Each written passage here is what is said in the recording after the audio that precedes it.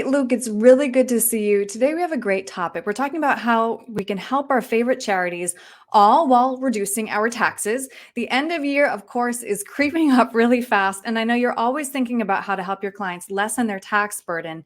You mentioned a really good option for people who want to make large gifts to charity and also have large retirement accounts. What is it?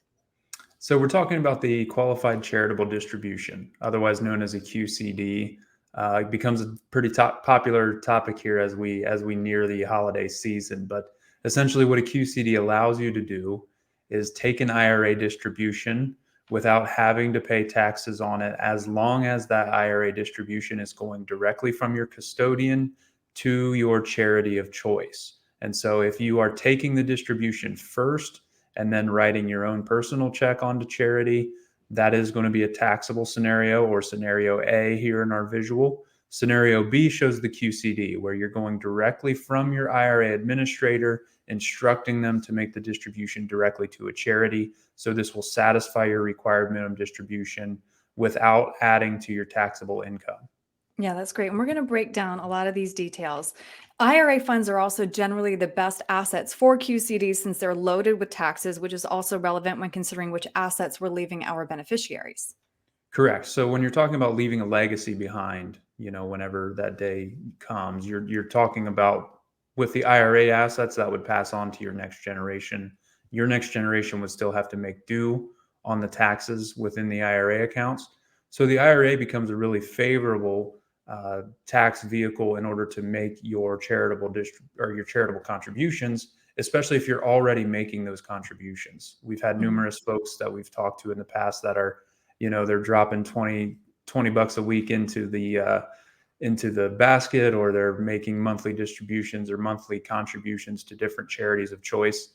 And so if you've already got the IRA assets, it's much more favorable to use the IRA to do those. Yeah, absolutely. And that's why this is such an important conversation to have right now. So I just want to underscore, though, how this is helpful too, because this donation can also satisfy those required minimum distributions. Explain how that works.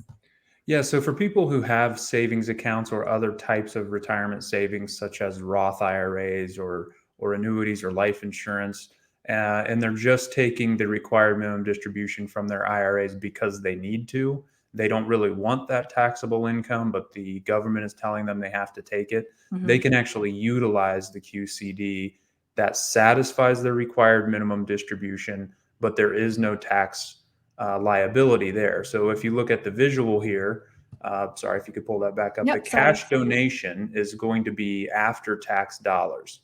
And so you would have already paid taxes on money that's within your savings account.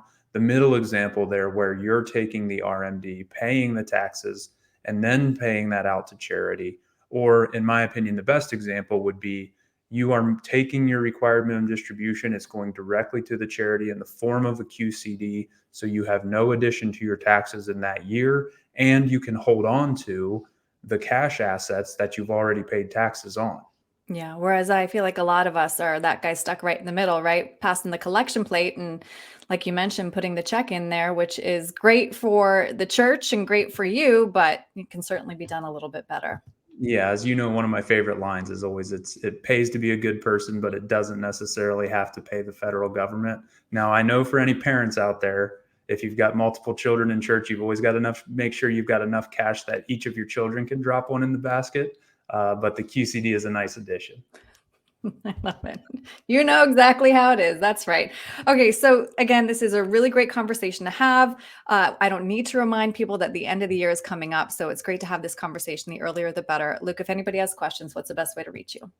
As always, you can reach us on our website at icanberryretirement.com, or by phone 937-498-1128, and set up an appointment right there. All right, Luke, thank you. Thanks, Erin.